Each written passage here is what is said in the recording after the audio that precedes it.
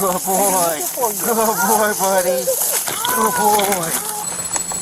All right, I got a female bleeding heavily bleeding. Again, my dad. Okay, but I'm gonna bring you over. These were multiple times when missing children realize they have been rescued, starting with a case of a teen who was missing for 3 years and found alive. On April 9th, 2024, after nearly 3 years of wandering, Connor Jack was finally identified by police in Park City, Utah. He had vanished from his family's home in California in September 2019 when he was just 16 years old. Connor, an autistic teenager, had slipped away from his guardians one night, and despite exhaustive search efforts by local law enforcement and missing person organizations, no trace of him was found. His parents were beyond disbelief when a resident of Park City called authorities to report a man sleeping outside a gas station in the bitter cold. Officers, concerned for his welfare in a place so frigid that homelessness is virtually unheard of, approached the young man and attempted to engage him in conversation, but he remained largely uncommunicative. Is it him? A little bit older, but yeah. And what stood out to me was the ears.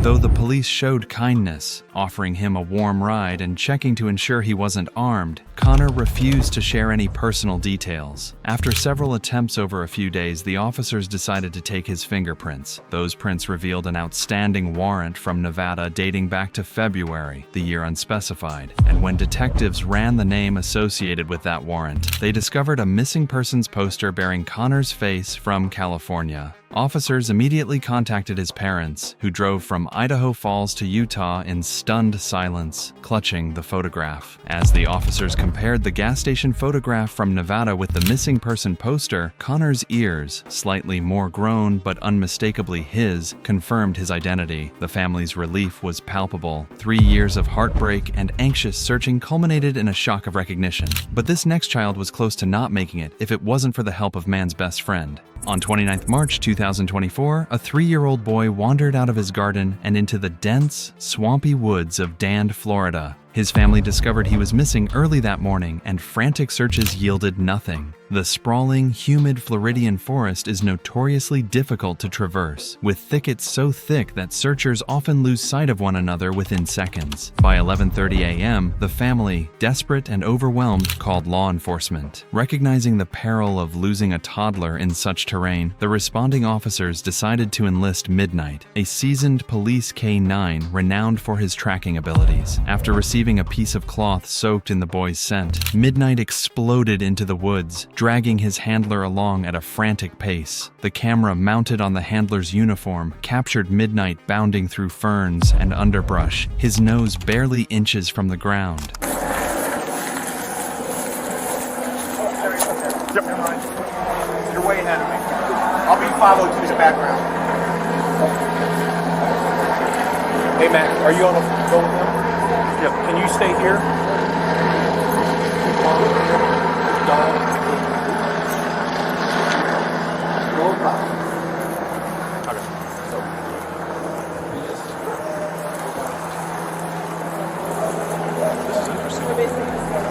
Stay back. Yeah. No, it doesn't mess up the scent.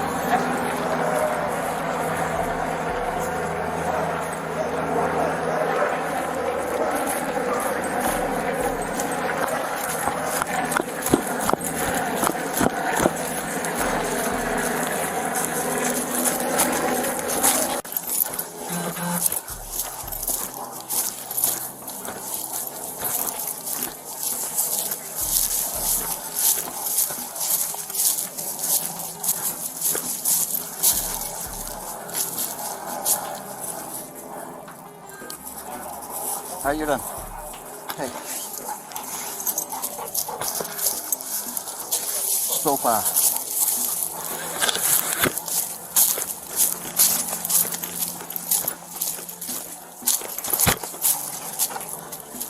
So far.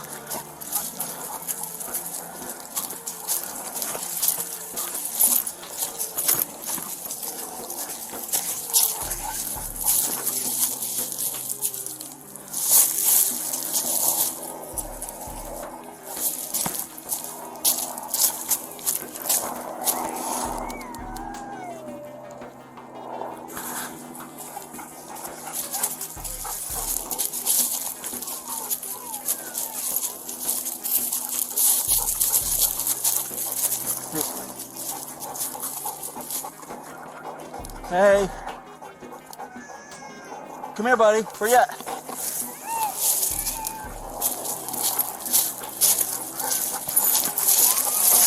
I'm coming. I'm coming. I'm coming. Get him, Bubba. Find him, Bubba.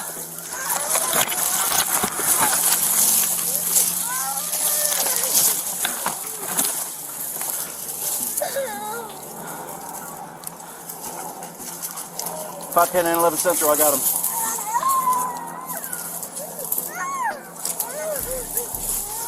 Correction, 5 Alpha 15. I'm sorry. Come here, buddy. Come on, I'm gonna take you home. I'm gonna take you home, okay? Come on. Midnight found him.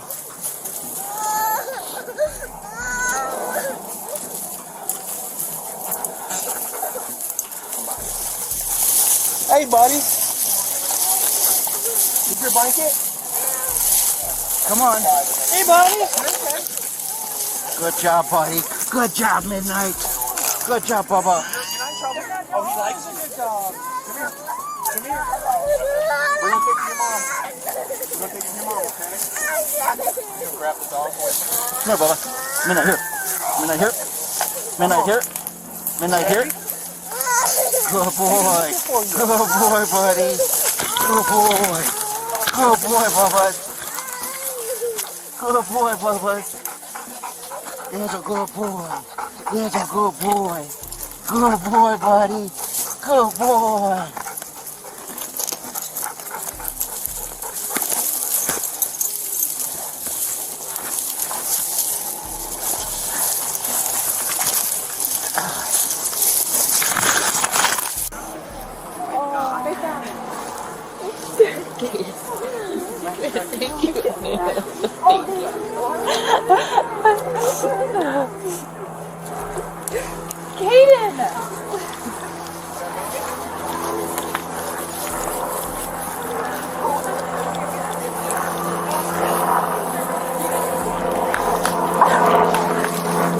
Within just 90 seconds, he lost the scent, but then a rustling emerged from a thicket. Midnight roared forward, barking triumphantly, and the officers parted the foliage to find the frightened boy sitting, soaked and trembling, with wide eyes. "I'm coming," one officer whispered as he scooped the child into his arms, tears welling in his eyes. The little boy, exhausted and scared, was quickly handed off to a waiting medic whose sole job was to warm him and ensure he wasn't in shock. His mother, Cayenne, arrived moments later in hysterics, collapsing as she embraced her son. Midnight received a hearty treat for his efforts, and the family drove away, overwhelmed with relief. It was a vivid reminder that even in dense wilderness, a child's cry can be nearly inaudible. So loud and persistent was Midnight's bark that it cut through the forest, guiding rescuers to the boy. But now, let's take a look at this case on the 5th of January 2024. A mother and her child accidentally crashed their car into a ditch in Flagler County, Florida, and police raced against time to rescue them both. Early that morning, the woman lost control of her vehicle on a slick rural road, sending their car veering off into a water-filled ditch. The vehicle flipped, trapping the mother and her infant daughter upside down in icy, murky water. Emergency dispatch notified local law enforcement and fire rescue, and by the time officers arrived, the car was rapidly taking on water. A deputy radioed, "She's above water, baby's above water, baby's breathing," as they assessed the precarious situation. The mother was bleeding heavily, clutching her child in her arms, and neither could unbuckle themselves. A frantic chorus of voices emerged from the ditch. "Can you hear us? Keep your eyes on us. We're getting you out." One fireman stretched a roof ladder across the car's side, positioning it like a bridge against the driver's window. Another officer wrenched open the door, water spilling into the cabin. Okay. You need to make sure you don't fall in the water, man. Okay. All right. All right.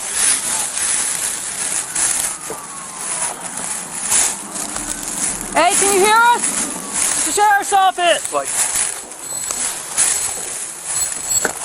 Can you hear us?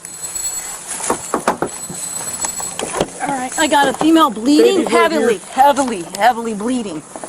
She's bleeding. I see a lot of blood on her. She's in water. Is the baby above water? She's above water. Is the baby above water? Yeah, baby's breathing. Watch your eyes. Let's get the baby out. All right, I'll hold this. Here, hold on. Let me get this out of your face. Oh, the kid, Jen. It's gonna get in your face. We're coming, ma'am. All right, we're gonna get your baby first. All right. You can't. Okay. Fuck. We got a kid in here, and this baby's head is just barely above water. All right, baby's underwater? No, just barely above. All right. Got the door. You got it, boss? Yeah, ma'am. All right, so we got a female over here. She's above water, but she's bleeding heavily. Okay, we'll get... She's talking to us. Hey, boss. Yeah? How about you step out? I'll step in there. I'll get the baby out for you and hand you the baby. All right. I got the door. All right. I'll grab the baby. Car seat's not buckled. Nope, you're good, you're good. Can we get FHP? Come on up, bro. I know. I got you. You want a knife, dude? No. We're good. Hey, get me a roof ladder. Roof ladder. Here it comes. Hey, I want you to position the roof ladder right in here. Watch your foot. Hey, I'm gonna need a lot of hands on this right now. All right, I'm holding the door. All right, you hold the door, You're good right there. Ma'am? All right. Watch the glass in your eyes. It's still coming. I got it. Right. We're good. Can one of you guys hold the ladder like that? I'm stepping on right now. I got you. Yep, perfect. So it doesn't go anywhere. I got you. You're up? I'm going to have to pull you up, okay? I know. I'm sorry. This will have to happen in order for me to get you out. Hold on for a second. You all right? Yeah. Hold on, man. You got the ladder? Ladder's sliding a little bit, but... All right. Try, man. Put that backboard on here. Anthony, take care of the baby. We'll get the female out.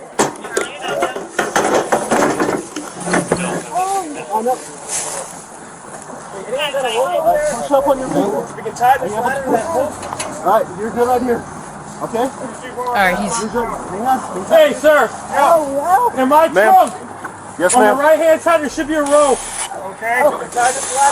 The team worked in unison. One firefighter crawled in to cradle the infant, maneuvering around submerged debris, while another steadied the ladder. With deft precision, they lifted the child onto a backboard, passing her to the waiting rescue team member tasked with warming her immediately. All along, the mother remained conscious, sobbing, "Is my baby okay?" as EMTs radioed updates. Next, they focused on the mother, who was pinned by her seat and bleeding profusely. Using a combination of rope and ladder, they hoisted her upward, carefully managing her weight so she wouldn't slip back under the water. A medic applied a tourniquet to stem her bleeding as she was extracted, the frantic scramble echoing down the road. Both mother and baby were transported to the hospital, where medics treated them for minor injuries and hypothermia risks. But this next child was in an even more urgent situation, floating alone in the middle of a river in Duluth, Minnesota. In April 2024, a young boy slipped into the swift currents of the St. Louis River after falling off a dock near a fishing spot. His screams carried across the water, but his father, positioned some 50 yards away in a small sailboat, failed to notice immediately amid the bending reeds and surging waves. The boy's panicked shouts became muffled as he struggled to keep his head above the frigid, choppy water. A nearby fisherman glanced over his shoulder and spotted the child flailing helplessly. He piloted his aluminum fishing boat over to the boy, engine roaring above the current. "Hold on, I've got you," the man shouted as he maneuvered as close as he dared, without rocking his boat and sending both into the depths. Because the waters were so turbulent, any sudden shift would capsize the vessel, so the fisherman improvised. He instructed the boy to grab onto a makeshift rope and bucket contraption, carefully lowering it over the boat's side. You need some help? Okay, I know, just calm down, Calm down. Got to see the dad pull his anchor and his boat was gone. Just hold on a second. I need to get to my dad. Okay, but I'm gonna bring you over to land, okay? Just calm down, you're on my boat. You don't have to worry about the current taking you out. I just hear like this scream. I see the kid is being taken up the river with the current. I have to figure out a way to get you up and out without bringing all the water in, okay? So I think if you can hold on like that, can you do that for me? You're strong, right? Yeah. Okay, all right. So I just need to be strong for a few more seconds. He was panicking. He was trying to fight against the current, but his arms and legs were a little bit too tired. So I just knew I needed to get him from the middle of the river to the bank as quickly as possible. I was able to make jokes to kind of get him distracted and get his mind off what was actually happening.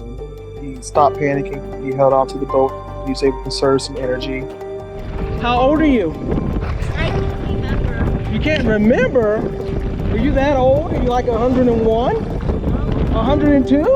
I'm 6. Oh, you're 6? Yeah, and I look like I'm 7.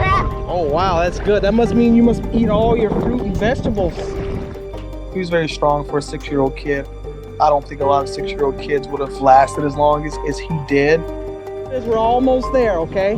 Yeah. We're making waves. Can you hold just like that? I'll pull you in slowly, the man coaxed while battling the pull of the current. The boy, terrified yet trusting, clung to the rope's frayed braid. Inch by inch, the fisherman hauled him toward the boat's edge, mindful not to let water spill over the sides. "Keep holding on, almost there," he murmured, straining against the boy's weight. Finally, with a grunt, he managed to haul the child onto the boat, causing a spray of icy spray that soaked them both. Once on board, the boy shivered violently. His lips were ashen, his clothes waterlogged. The rescuer wrapped him in his own jacket and sped toward the riverbank, where bystanders had called emergency services. Upon arrival, bystanders draped the child in towels, and EMS personnel assessed him for hypothermia. His father appeared, expression unreadable, as he reached for the child. The boy clung to the rescuer, sobbing, "I thought I was going to die." The father, 50 yards away, had been drifting in his sailboat, oblivious to his son's peril until after the rescue was already underway. But nothing comes close to the heroic rescue of this 4-year-old girl who fell down a well and was saved by a Syrian civil defense team outside Aleppo. In February 2019, Sumaya, a curious and adventurous child, had been playing near her family's home in a rural village on the outskirts of Aleppo when she slipped on loose gravel and tumbled headfirst into a narrow, unmarked well. The fall plunged her over 30 feet into near-total darkness, landing her in a dusty cavern that opened only a few inches above her head. As she screamed for help, her voice echoed off the stone walls, but villagers who heard her could not determine her exact location. Minutes turned into an hour as Samaritans scoured the area, calling her name until they discovered the well's hidden entrance. They immediately alerted the Syrian civil defense, often referred to as the White Helmets, who dispatched a team with specialized extraction equipment. The rescuers arrived, their white helmets glinting in the afternoon sun, and quickly set up a tripod and winch system above the well's narrow mouth. One volunteer, a seasoned rescuer, began descending the well on a harness, carefully wedging himself between the jagged rocks. Sumaya was alive, but terrified. Her small frame curled into a fetal position. She was covered in dust and breathing shallowly, her eyes wide with panic at the sudden torchlight. The rescuer whispered, "It's okay, Sumaya. I'm here to help," stroking her head to soothe her as he unfastened the harness around her waist. Inch by inch, he lifted her, working against the weight of her sodden clothes and the debris that clung to her. Onlookers held their breath as Sumaya emerged, blinking in the sunlight, tears streaming down her face but otherwise unhurt. The rescue team administered first aid on the spot, checking her for signs of internal injury, but miraculously she had only minor scratches and bruises. As she was carried back to her family's embrace, villagers wept in relief and gratitude. If you enjoyed this video, subscribe to our channel and hit that bell icon for more interesting videos like this.